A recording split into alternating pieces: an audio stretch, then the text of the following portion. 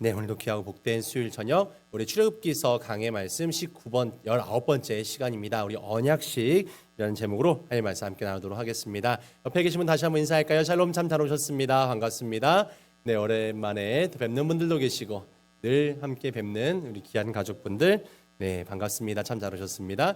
네, 출애굽기서 24장까지 왔습니다. 출애굽기가 이제 점점 끝나가고 있어요. 실은 출애굽기가 40장까지 있죠. 40장까지 있어도 이제 거의 시내산에 머물러서 이제 거의 끝이 납니다. 시내산에서 십계명을 받고 거기서 하나님과 언약하고 구체적으로 설명해주고, 근데 그 속에서 이제 이스라엘 백성들이 또 하나님의 또 마음을 아프게 하는 금송아지 사건도 벌어지게 되고, 다시 율법을 받는 일들, 그 가운데 다시 한번 성막을 만들고 하나님의 은혜를 체험하는 이런 일들이 실은 그 출애굽한 이후에 실은 1년 안에 다 벌어진 일들입니다. 그래서 그 안에서 실은 율법들을 배우고 그리고 하나님 율법을 받고 거기서 뭔가 준비된 다음에 다시 한번 진을 짜는 거죠. 어느 지파가 어느 자리에 설 것인가, 이렇게 다 이제 행군 준비를 하는 거죠.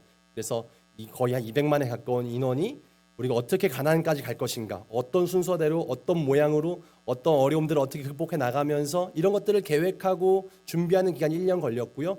그러면서 3개월 동안 시내산으로 왔고 9개월 동안 준비하고 이제 그 뒤로 떠나가는 장면이 이제부터 이렇게 이 출애굽기 내용 가운데 있게 되는 내용입니다. 그래서 오늘 그 가운데서 출애굽기 24장은 이스라엘 백성과 이 하나님과의 언약하는 장면, 언약식이 기록되고 있는 내용입니다. 역사적으로 구약의 구원사적으로 굉장히 중요한 사건입니다. 세상 사람들의 시각으로 볼 때 신과 사람이 이 계약을 맺었다는 겁니다. 이 창조주 하나님이 죄인된 인간을 살리기 위해서 계약을 한 사건이 바로 이 출애굽기 24장의 이 언약의 사건입니다. 세상의 많은 민족, 이스라엘 민족만이 살리는 구원을 얻어야 되는 것은 아닙니다. 모든 민족이, 모든 인류가 다 구원을 얻어야 하죠. 그런데 그 가운데서 특별히 이 많은 민족 가운데 이스라엘 나라를 선택해서 이 하나님의 구원의 계획을 먼저 보여주시는 겁니다. 그리고 이 이스라엘 백성들의 구원의 계획을 다른 나라 사람들이 보면서 저렇게 이스라엘 백성들이 신과 계약하고 구원의 은혜를 받는 모습을 보면서 우리도 저렇게 해야지 라는 하나님의 계획하심이었습니다. 이스라엘은 모델이 되고 그런 하나님의 구원의 모습을 보면서 다른 나라들도 그렇게 따라오기를 하나님은 기대하셨습니다. 물론 그 일이 쉽지는 않았습니다. 사실 이 출애굽기라는 성경의 핵심 내용이 이 바로 24장의 이 하나님과의 언약의 내용에 담겨 있습니다. 특별히 19장부터 24장까지 이스라엘 백성이 하나님과 언약한 장면이죠. 그래서 19장에서는 십계명 돌판을 주시고 십계명의 율법들을 설명하시고, 그리고 마지막에 너희 이걸 지키면 어떤 복을 받는지, 안 지키면 어떤 저주가 임하는지, 이런 내용이 기록되고 있습니다. 그래서 하나님께서는 모세를 통해서 당시에 문화 속에 있는 그 이스라엘 백성들의, 또 고대 근동 사람들의 문화 가운데 있는 언약의 방법을 따라 언약식을 거행하게 합니다.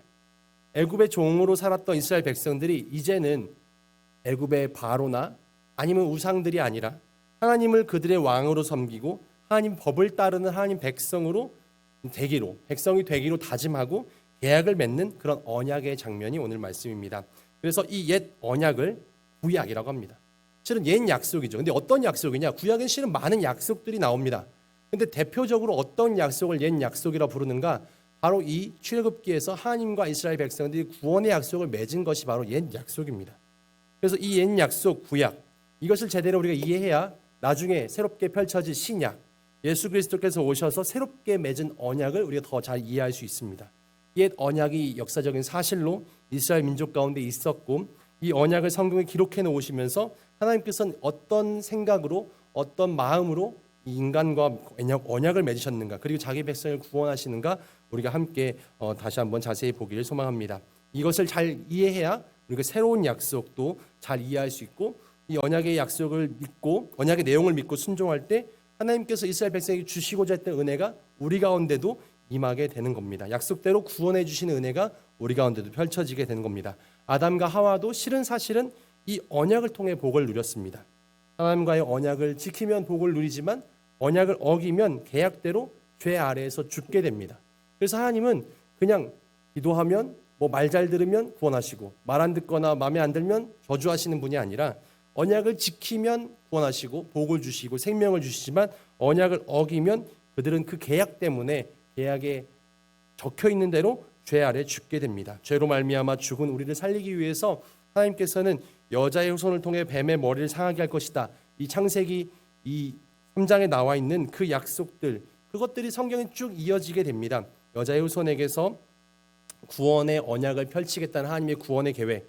그래서 여자의 후손을 통해 이 셋이 나왔고, 셋을 통해 노아가 나왔고, 노아의 아들 셈을 통해서 아브라함이 나왔고, 아브라함을 통해서 점점 이스라엘 백성들이 펼쳐지게 되었고, 그 가운데 다윗, 그리고 거기서 예수님이 이렇게 나오게 되는 이런 하나님의 구원의 계획들이 쭉 이어집니다. 이스라엘 백성들이 저주를 받았던 이 함의 아들들의 땅, 가나안 땅으로 가는 것은 정말 애굽의 종으로 있었지만 하나님께서는 그들에게 이 10가지 재앙을 통해서 하나님의 살아계심을 보여주셨고 자기 백성을 건져내십니다. 그리고 이제 시내산으로 인도해서 그들에게 약속을 하십니다. 율법의 말씀을 주셨죠. 출애굽기 19장 5절 6절 말씀 잠깐 볼까요? 맨 처음에 이렇게 그들에게 약속합니다. 세계가 다 내게 속하였나니 너희들이 내 말을 잘 듣고 내 언약을 지키면 너희는 모든 민족 중에서 내 소유가 되겠고 너희가 내게 대하여 제사장 나라가 되며 거룩한 백성이 되리라. 이렇게 주님 말씀합니다. 이것이 언약이었죠. 너희가 내 말을 듣고 언약을 지켜 행하면 너희는 나의 백성, 너희는 제사장의 나라, 거룩한 백성이 될 것이다. 그리고 이 약속을 너희가 어떻게 지킬 것인가 가르쳐 주셨고 이제 너희가 잘 지키기로 우리 약속하자. 마치 신랑 신부가 결혼을 하듯이 증인들을 불러놓고 그렇게 사람들 앞에서 부부가 되는 언약식을 하는 것처럼 하나님도 이스라엘 백성들을 다 불러 모으시고 그들에게 어떻게 우리가 하나가 될 것인지 설명해 주고 계십니다. 먼저 대표자들을 불렀죠. 24장 펼쳐볼까요? 그래서 먼저는 모세와 아론과 지도자들인 장로들이 먼저 하나님께 나아갑니다. 그리고 모세가 대표로 나가서 이 왕의 규례를 받아오게 됩니다. 그리고 모세는 대표자로서 하나님 주신 언약의 내용을 읽어줍니다. 백성들한테. 하나님이 우리에게 어떤 언약을 주셨는가, 그리고 이 언약을 받아들일 것인가 묻습니다. 3절 다시 한번 띄워볼까요? 모세가 와서 3절 다시 한번요. 모세가 와서 여호와의 모든 말씀과 그 모든 율례를 백성에게 전하매. 이것이 이제 19장, 20장, 21장의 내용이죠. 쭉 이 율법들 하나님이 이렇게 주셨다. 이 약속을 지키면 우리는 복을 받는다. 쫙 읽어줍니다. 언약 율례를 백성이 전하매 그들이 한 목소리로 응답하이르되 여호와께서 말씀하신 모든 것을 우리가 준행하리이다. 이스라엘 백성들은요, 우선은 대답은 잘합니다. 잘 지킬 겁니다. 잘 따라갈 겁니다. 열심히 할 겁니다. 라고 대답을 참 잘합니다. 우리가 모든 것을 준행하겠습니다. 잘 따라 지켜 행하겠습니다. 라고 대답합니다. 그렇게 응답을 받는 거죠. 그래서 이제 모세는 다시 한번 정식으로 언약서, 계약서를 읽어줍니다. 7절 말씀 볼까요? 언약서를 가져다가 백성에게 낭독하여 듣게 하니 그들이 이르되 여호와의 모든 말씀을 우리가 준행하리다. 한 번 더. 이제 긴 말씀에도 우리가 준행하겠다 했고 다시 한번 이 모든 말씀을 지켜서 행할 겁니까? 이거 정말 약속합니까? 라고 다시 한번 언약의 말씀으로 우리가 증명하겠습니까? 라고 물었더니 네, 그대로 준행하겠습니다. 한 번 더 이렇게 응답합니다. 우리가 결혼할 때 요즘엔 잘 안 그러는 것 같기도 한데 묻죠. 신랑에게는 뭐 아내를, 옆에 있는 아내를 평생 동안 당신의 아내로 삼아 끝없이 사랑하고 맡기겠습니까? 이렇게 질문하지 않습니까? 그럼 뭐라고 대답합니까? 네 하고 대답하지 않습니까? 이 하나님 앞에서 또 찾아온 하객들 앞에서 이렇게 이제 스스로가 응답을 하죠. 우리가 뭐 죽음이 갈라놓는 때까지 어떤 어려움이 내 앞에 다가온다 할지라도 우리는 절대로 사랑을 끝까지 이어가겠습니다. 평생 서로 사랑하며 살겠습니다. 라고 약속을 합니다. 그렇게 몇 번 묻죠. 정말 그렇습니까? 네. 하나님도 묻는 겁니다. 모세를 통해서 너희가 이 약속을 지켜서 행할 거냐? 잘 따라갈 거냐? 이스라엘 백성들은 몇 번이나 우리가 그대로 준행하겠습니다. 그대로 따라가겠습니다. 주례자는 또 묻겠죠. 이 만남, 이 결혼, 이 언약을 혹시나 반대하시는 분이 있습니까? 네. 우리나라뿐만 아니고 외국에서는 그런 묻는데 반대합니까? 반대하는 사람이 아무도 없으면 이 결혼이 완성되었음을 선포합니다. 선언합니다. 주례가 하지 않습니까?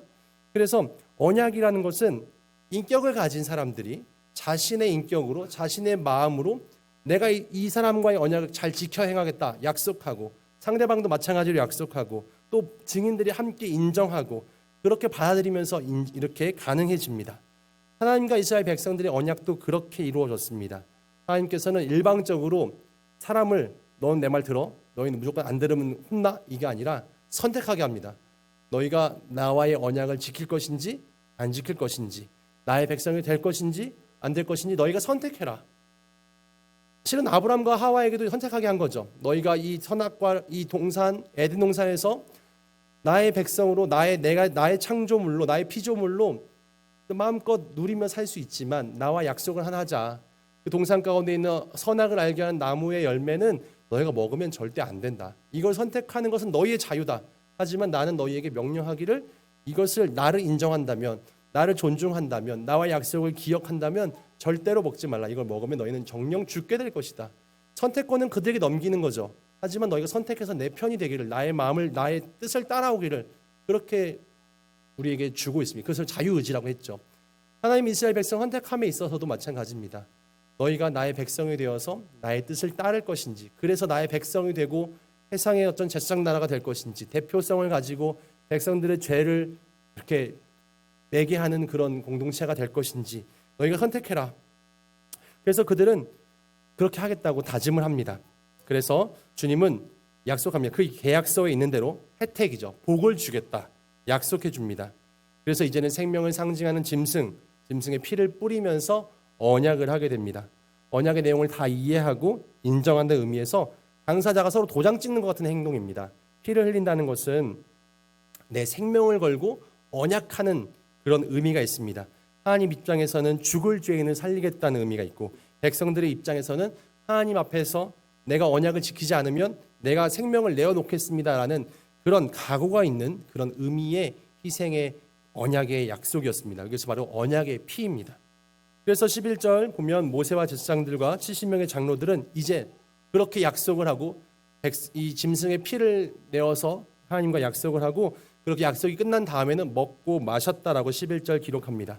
잔치를 배설하고 먹고 마시며 즐거워했다. 언약이 성사되었음을 이야기합니다. 우리도 보통 잔치를 벌이고 나면 언약식 결혼하고 나면 피로연을 하는 것처럼, 식사를 하는 것처럼 이 언약이 이루어졌다는 것을 기뻐하며 온 백성이 함께 잔치를 벌입니다.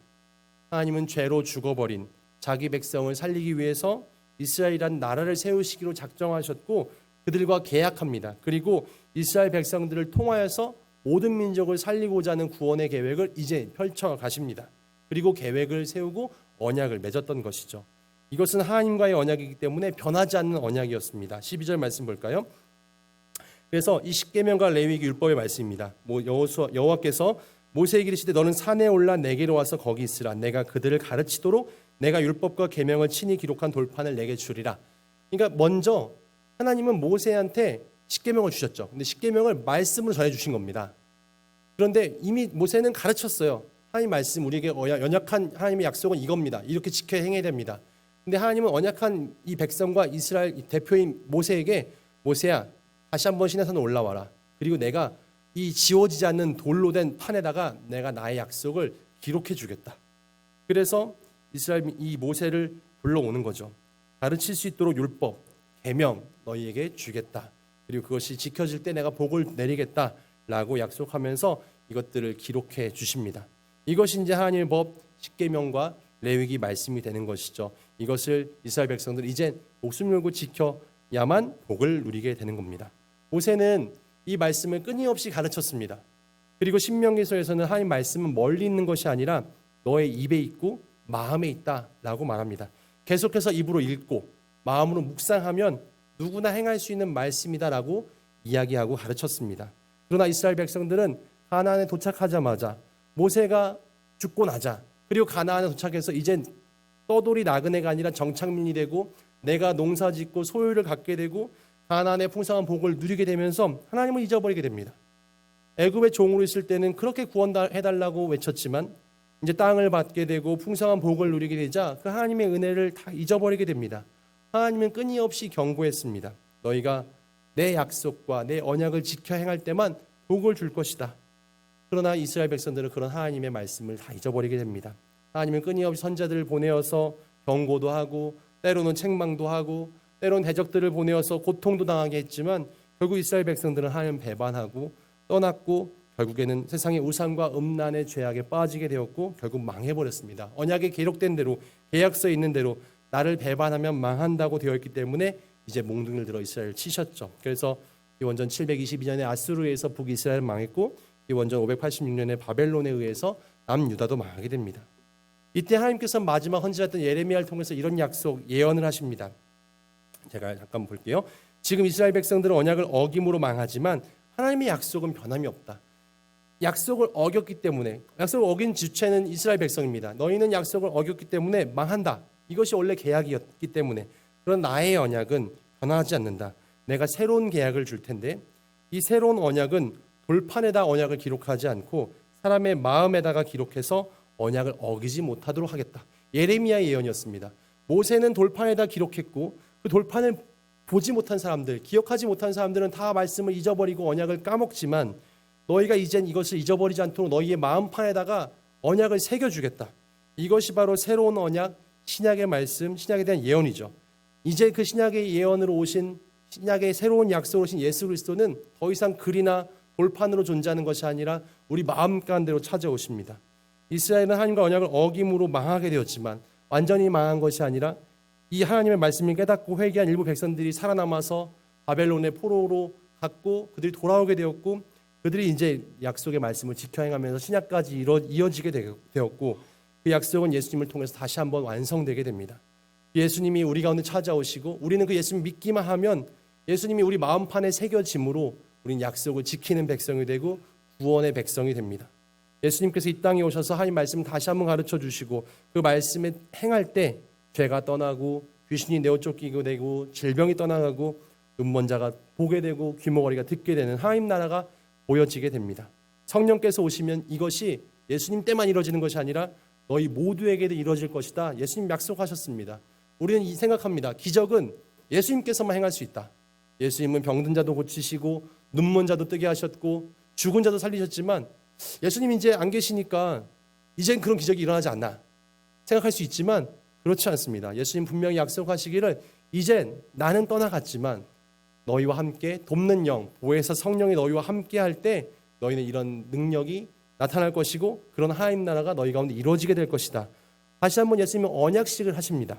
그것이 바로 성찬식이었습니다. 예수님의 십자가 사역을 앞두고 제자들을 불러 모으셨습니다. 하나님 말씀을 상징하는 떡을 나눠주시고 우리를 죄에서 구원하는 살리는 피, 생명을 상징하는 포도주를 나눠주시면서 예수님을 주님으로 섬기기로 약속을 하게 됩니다. 떡을 주시면서 이것은 너희의 내 몸이다. 너희가 이 말씀을 상징하는 이 떡을 너희 몸에 두어라. 그리고 또 잔을 주시면서 내 죄값을 지불하는 생명의 피다. 그래서 이 언약의 피를 내가 마시고 이 말씀을 내가 내 마음판에 새기면 우리는 이 언약을 계속해서 이어가게 되는 겁니다. 언약의 피, 출애굽기 24장 8절에 나오는 언약의 피가 예수님께서 말씀하신 이 언약의 피와 같은 단어로 쓰여졌습니다. 성찬식은 우리가 지금도 계속하게 되는 언약식과 동일합니다. 하나님 말씀이 내 속에 있고 내 죄값이 지불되어졌고 내가 새로운 생명을 얻게 되었다는 것, 그 증거가 내 속에 있다는 것, 성령이 내 안에 와서 이것을 깨닫게 할 때 우리는 하나님과 언약한 백성이 되었고 이것을 잊어버리지 않게 됩니다.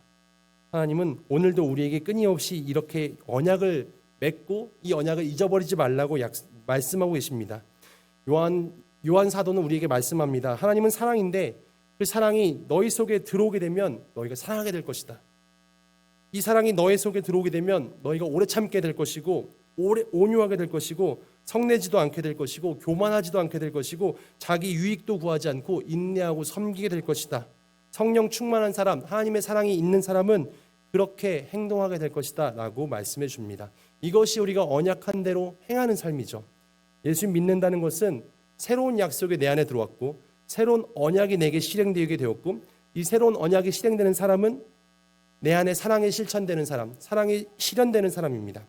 우리가 구약의 언약식을 통해 이스라엘 백성이 언약을 맺은 것처럼 우리는 예수님과 언약한 하나님 백성이 되었습니다. 오늘도 우리가 하나님 자녀로서 하나님 말씀과 예수님의 피로 언약한 백성이 되었음을 잊지 말고 늘 하나님 말씀을 가까이 하고 늘 듣고 배우고 그 말씀대로 살아내고 그 말씀의 본질인 사랑을 실천하면서 하나님의 자녀로서 살아갈 때 우리가 복을 누리고 또 기도가 응답되어지고 행복한 우리의 여생이 될 줄 믿습니다. 우리가 정말 이 하나님과의 언약, 이 하나님과의 언약은 이스라엘 백성만의 일이 아니라 여전히 우리에게도 펼쳐지는 약속입니다. 예수님을 통해서 이루어졌고 그 예수님의 그 성령의 은혜를 입은 우리가 늘 하나님과 새로운 언약을 갱신해 나가며 살아가는 것입니다. 늘 예배할 때마다 우리가 늘 주님 앞에 나와 주님을 찾을 때마다 말씀이 나를 새롭게 하고 또 주님의 어떤 은혜, 보혈의 피가 나를 새롭게 할 때 우리는 늘 다시 한번 내가 이 언약을 새롭게 갱신하는 사람이구나. 내가 하나님 백성으로 복된 인생을 살아가는 사람이구나. 늘 기억하시면서 이 언약 백성답게 살아갈 수 있는 주의 거룩한 백성 되어지시기를 주님의 이름으로 축원드립니다. 아멘. 기도하겠습니다.